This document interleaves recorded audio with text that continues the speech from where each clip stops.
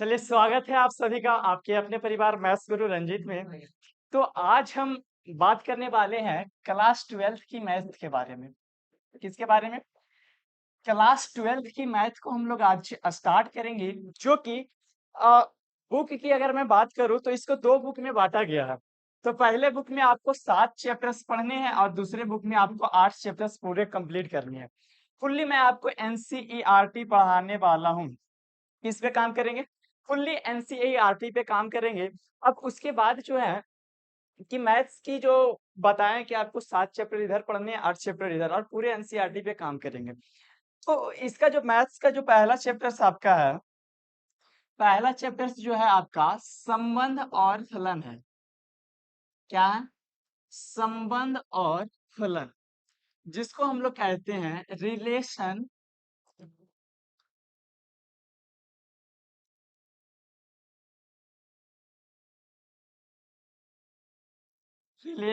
And function. तो पहला chapter आपका है रिलेशन एंड फंक्शन के संबंध और फलन क्या होता है। तो पहले मैं इस चैप्टर्स को स्टार्ट करने से पहले मैं आपको ये बता देता हूँ कि हम पढ़ाएंगे किस तरीके से, हमको पढ़ने किस प्रकार से है, ये चीज आपको जानना पहले बहुत ही जरूरी होती है। तो पहले लेक्चर्स में मैं आपको पढ़ाने वाला रहूंगा कि संबंध क्या चीज है। ठीक है? संबंध जिसको हम लोग कहते हैं रिलेशन। तो पहले लेक्चर्स में हम पढ़ेंगे कि रिलेशन क्या है और दूसरी लेक्चर्स में हम लोग ये पढ़ेंगे, दूसरी लेक्चर्स में हम लोग ये देखेंगे कि संबंध के प्रकार, टाइप्स ऑफ रिलेशन। दूसरी लेक्चर में हम लोग देखेंगे संबंध के प्रकार, संबंध के प्रकार।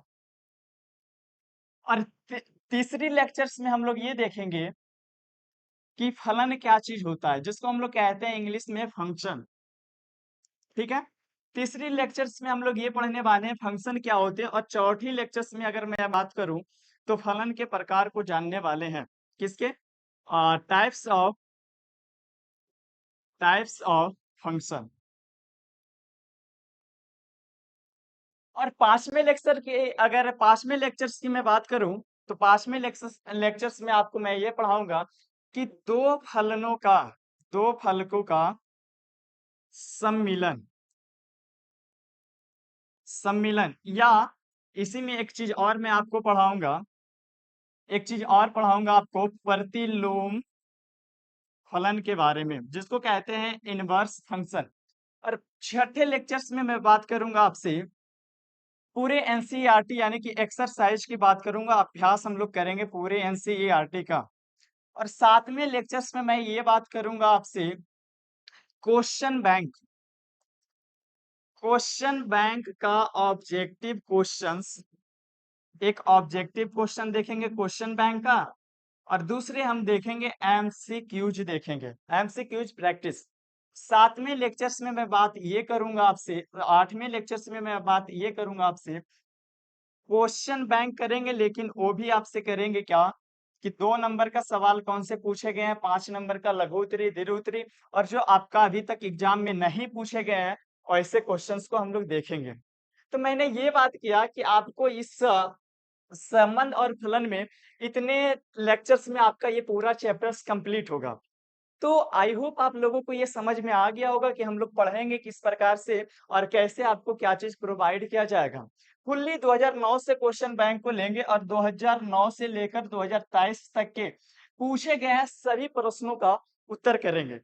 और उसके बाद आपका एनसीईआरटी का जितने भी क्वेश्चंस हैं, जितने भी अभ्यास में दिए गए हैं उन सारे का सॉल्यूशन करेंगे। तो पहला जो होता है यहाँ पे समझना है कि संबंध क्या चीज होता है और फलन क्या चीज है। पहले इसको समझ लेते हैं। संबंध आपको अभी डिटेल्स पढ़ाऊंगा, सबसे पहले थोड़ा सा फंक्शन के बारे में जान लेते हैं फलन क्या है। तो फंक्शन हम लोग किसे कह सकते हैं या फंक्शन क्या है? तो फंक्शन आप सिंपल सी कह सकते हो कि उस व्यंजक को कह सकते हैं जिसमें आप एक मान को रखते हो। जब उसमें आप किसी भी व्यंजक में आप एक मान को रखते हो तो एक ही मान निकल कर आता है। और दूसरी बात ये है कि जब आप 2 से ज्यादा भी मान को रखते हैं तो भी एक ही मान निकल कर आता है। कहने का मतलब हुआ कि one input one output, output, या बोल सकते हैं many input one output, output. तो वन इनपुट कहने का मतलब जब आप एक मान को रखते हो तो एक ही मान निकल कर आएगा। मेनी इनपुट कहने का मतलब जब आप ज्यादा भी मान को रखते हैं, यानी कि दो मान रखे चाहे ज्यादा भी मान रखे, तो भी एक ही मान निकल कर आएगा। तो आप उसको हम लोग कहेंगे वो फंक्शन है, आपका फलन है। आपको डिटेल से मैं आपको लेक्चर 3 में बताने वाला रहूंगा। आपको लेक्चर 3 में आपको सारे चीज डिटेल बताऊंगा, फंक्शन क्या चीज है। तो सबसे पहले मैं स्टार्ट करता हूँ संबंध। पहले स्टार्ट करता हूं मैं संबंध के बारे में। जानते हैं कि संबंध आखिर आपका क्या है, ठीक है। तो पहली पॉइंट हमको ये बनानी है संबंध, जिसको हम लोग कहते हैं रिलेशन। तो यहाँ पे ये सवाल आता है कि रिलेशन आपका क्या है। तो आप जानते होंगे कि ये रिलेशन जो होता है दो व्यक्तियों के बीच हो सकता है, दो अंकों के बीच हो सकता है, दो वस्तुओं के बीच हो सकता है रिलेशन। तो पहले हम लोग एक उदाहरण लेकर समझते हैं रिलेशन को डीपली से। मान लेते हैं कि एक परिवार है और उस परिवार में आपका 3 लोग रहते हैं, ठीक है। मान लेते हैं एक आपका रहता है सोनू रहता है, दूसरा आपका मोनू रहता है, तीसरा आपका कह सकते हो आरती रहता है। कौन? आरती रहता है। 3 को ये रहते हैं। और दूसरे फैमिली में मैं अगर बात करूं कि दूसरे में आपका एक रहता है सूरज रहता है, और दूसरा में आपका मान लिया जाए एक काजल रहती है, और तीसरे में आपका मान लिया जाए आपका पूजा रहती है, ठीक है। तो एक आपका फैमिली में मैं अगर बात करूं तो आपका इसमें एक 3 सदस्य है, और इसमें भी आपका कितने सदस्य हैं? 3 सदस्य हैं। अब ये जो मोनू है, इसकी उम्र लगभग मान लिया जाए 25 वर्ष हो गया। कितने वर्ष हो गया? इसकी उम्र जो है लगभग 25 वर्ष हो गया, और इस काजल की उम्र लगभग 22 वर्ष हो गया। तो आप लोग जानते होंगे कि जब लड़का का उम्र 25 वर्ष होता है या लड़की की उम्र जब 22 वर्ष का होता है, तो उसके घर वाले थोड़ा आप कहते हैं कि लड़का जवान हो गया, अब इसकी शादी विवाह किया जाए। तो आप लोग गांव देहात में एक चीज सुने होंगे कि एक होता है आपका अगुआ। तो अगुआ क्या काम किया भाई? गया किसके पास? मोनू के पिताजी के पास गया, यानी कि मोनू जी के पिता जो है सोनू है, और मोनू की जो माँ है वो आरती है, और काजल के जो पिता है वो आपका सूरज है, और काजल की जो माता है वो आपका पूजा है। तो मोनू के पिताजी के पास पहुंचा अगुआ, गया, बोला कि एक हमने लड़की देखा भाई साहब, जो कि बहुत ही सुंदर है, सुशील है, और पढ़े लिखे है। तो बात यहाँ तक कहाँ चला गया? बी का संबंध अब ए से बन रहा है, यानी कि अब बात किया गया, दोनों में देखा गया, तय तमन्ना किया गया कि नहीं भाई सारा ठीक है। अब ये दोनों की शादी हो जाती है, ठीक है। ये दोनों की आपकी क्या हो जाती है? शादी हो जाती है। तो जब ये दोनों की आपकी शादी हो गई, तो अब क्या होता है? अब समझिएगा, ये दोनों के बीच अब क्या हो गया? शादी हो गया। जब शादी होगा तो किसी ना किसी के साथ तो कुछ ना कुछ संबंध बनेगा। यानी कि कहने का मतलब ए परिवार और बी परिवार दोनों आपस में क्या होंगे? मिल गए। कहने का मतलब एक आपका ये हुआ और बी आपका ये हुआ, दोनों मिल गया, तो यानी कि क्रॉस हो गया। तो ए क्रॉस आपका क्या हो गया? बी हो गया। तो अब यहाँ पे आपका है कि सोनू का तो संबंध कुछ ना कुछ बनेगा सूरज के साथ,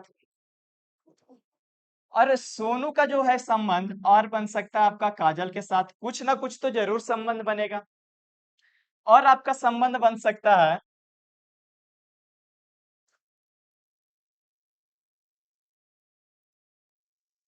और आपका सोनू का बन सकता है काजल के साथ, और फिर आपका सोनू का बन सकता है पूजा के साथ, फिर बनेगा आपका मोनू का बनेगा सूरज के साथ, फिर बनेगा आपका मोनू का काजल के साथ, और आपका मोनू का फिर बन जाएगा किसके साथ?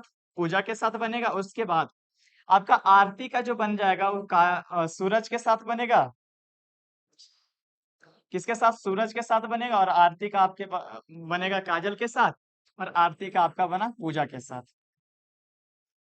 इतना संबंध इस परिवार में बना, यानी कि दोनों की जब सगाई हो गई, शादी हो गई, विवाह हो गया, तो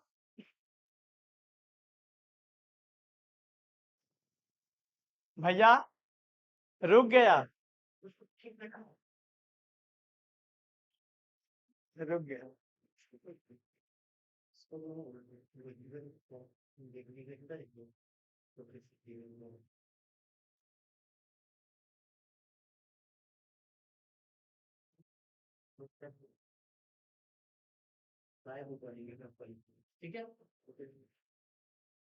तो यहाँ देखा ना कि इसके साथ किसी ना किसी प्रकार का संबंध बन रहा है।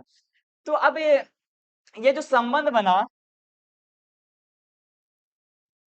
ये संबंध बना, अब किसी ना किसी प्रकार का तो किसी में तो संबंध होगा।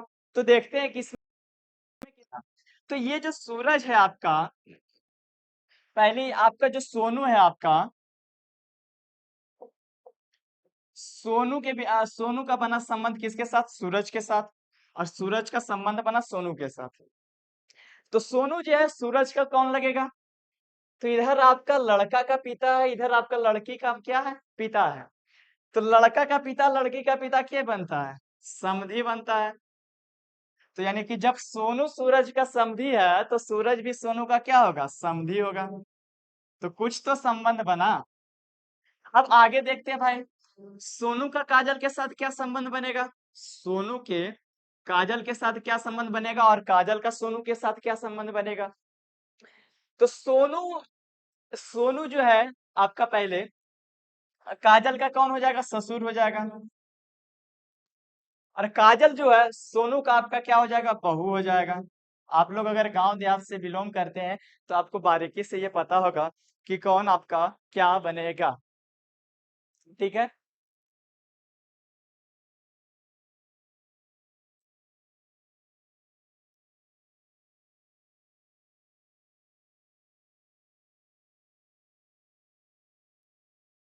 थोड़ा वीडियो कट गया था इसलिए आपसे सॉरी चाहते हैं। आपका ये किसी ना किसी प्रकार का ये तो संबंध बन गया। ठीक है। अब अगर बात करूं मैं किसकी, सोनू की बात करूं और पूजा के साथ। ठीक है। सोनू की बात मैंने किया पूजा के साथ और पूजा की बात मैंने किया सोनू के साथ। सोनू जो है पूजा का कौन लगेगा? तो पहले समधी लग जाएगा। और जो पूजा है वो सोनू का क्या होगा? समधिनी होगा। क्या हो जाएगा? समधिनी।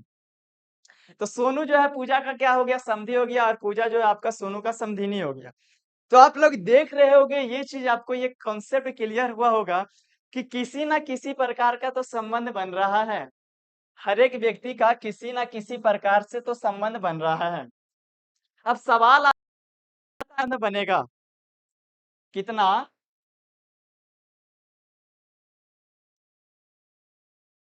अब सवाल आता है यहाँ पे कि अब कितना संबंध बनेगा। अब समझते हैं।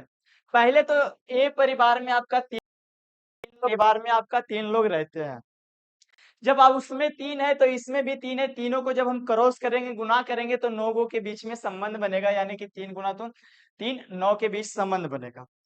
ये कॉन्सेप्ट क्लियर है। अब मान लिया जाए आपसे एक क्वेश्चन पूछते हैं, आपसे एक क्वेश्चन देते हैं कि नंबर ऑफ ए दिया हुआ है आपका 5 दिया हुआ है और नंबर ऑफ बी आपका 3 दिया हुआ है। कहने का मतलब हुआ कि एक परिवार है उसमें 5 लोग रह रहे हैं और दूसरा परिवार जो है उसमें 3 लोग रह रहे हैं। तो नंबर ऑफ ए आपका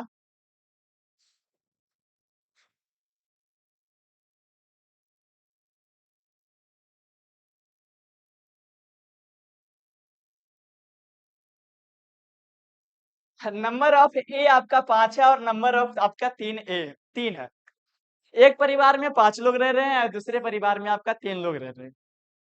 तो अब आपसे पूछे कि number of A cross b कितना होगा? Number of A cross b कितना होगा? तो आपको सिंपल सी बताया कि जो पहले परिवार में होगा, जो पहले परिवार में होगा उसको गुना करेंगे दूसरे परिवार में जितना होगा उसका 15, यानी कि 15 लोगों के बीच ये संबंध बनेगा। कितने लोगों के यहाँ पे देखे थे तो 3 3 है, तो 1 2 3 4 5 6 7 8 9 लोगों के बीच संबंध बन रहा था कि नहीं? उसी प्रकार से अगर इसको भी देखेंगे तो 5 लोग है, एक में 3 है, तो आपका 15 बनेगा।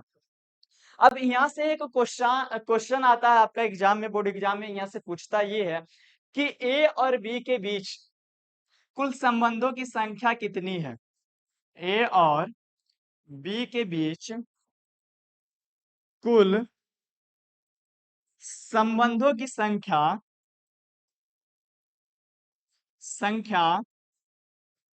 कितनी है।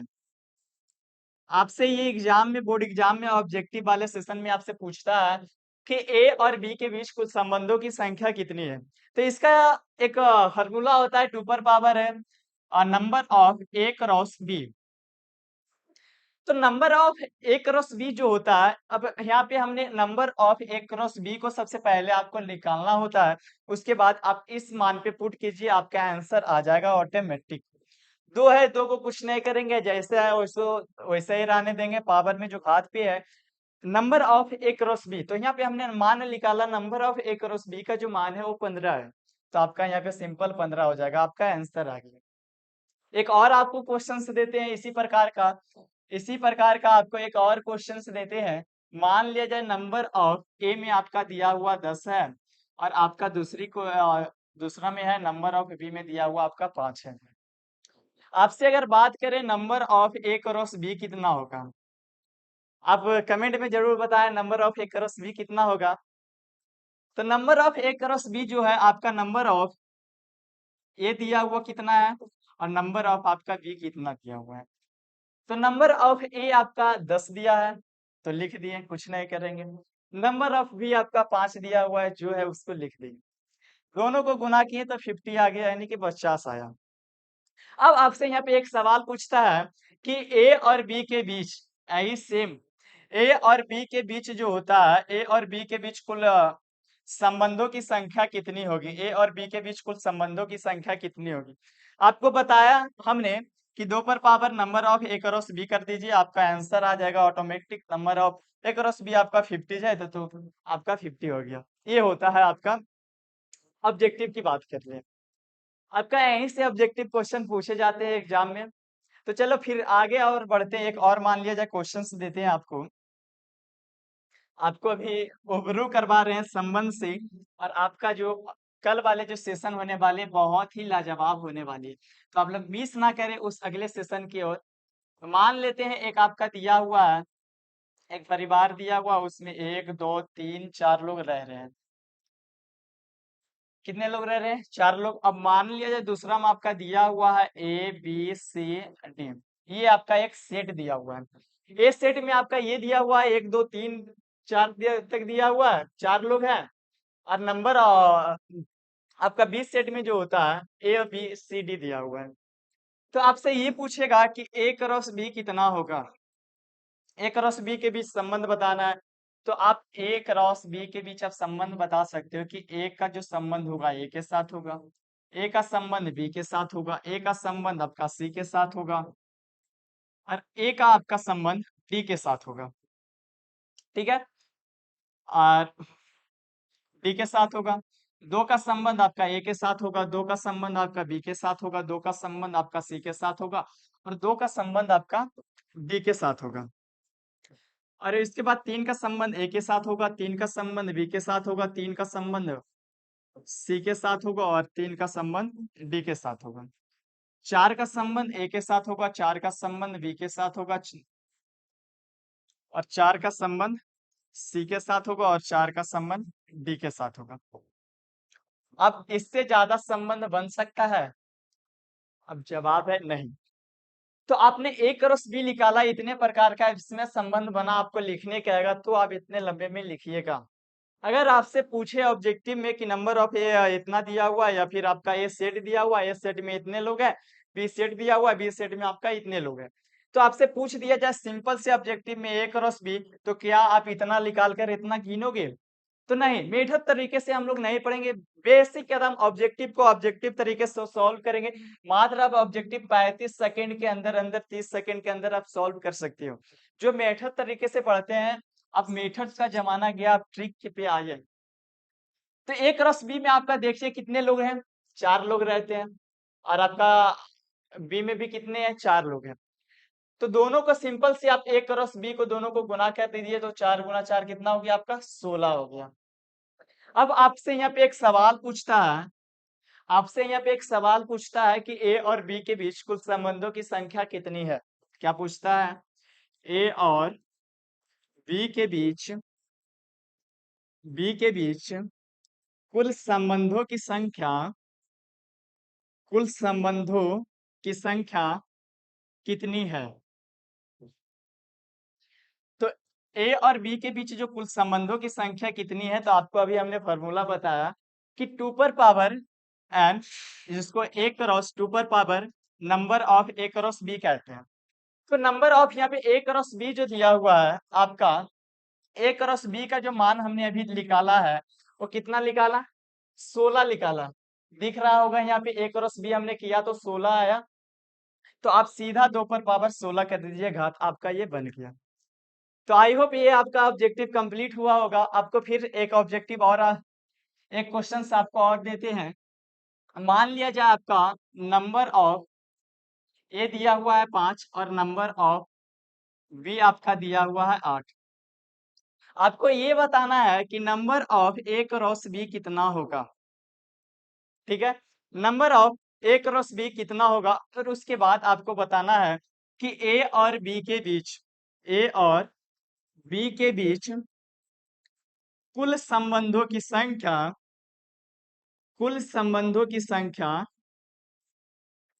संख्या कितनी है? ये क्वेश्चंस आपको खुद बनानी है और आपको इसको कल कमेंट में आपको जरूर बताना है इस क्वेश्चंस का आंसर। तो मैं आपको कल वाले सेशन में आपको मैं पढ़ाऊंगा। कल वाले लेक्चर्स 2 में पढ़ेंगे टाइप्स ऑफ रिलेशन, कि रिलेशन के प्रकार कौन कौन से हैं। आपको जिस तरह से हमने बताया कि पहले लेक्चर्स में ये पढ़ेंगे, दूसरे लेक्चर्स में ये पढ़ेंगे, तो उसी पैटर्न पे हम लोग काम करेंगे। तो आई होप आप लोगों को इतना सारे चीजें समझ में आई होगी। तो thank you, best of luck, फिर मिलते हैं भैया। हो गया, आए रोक दिए।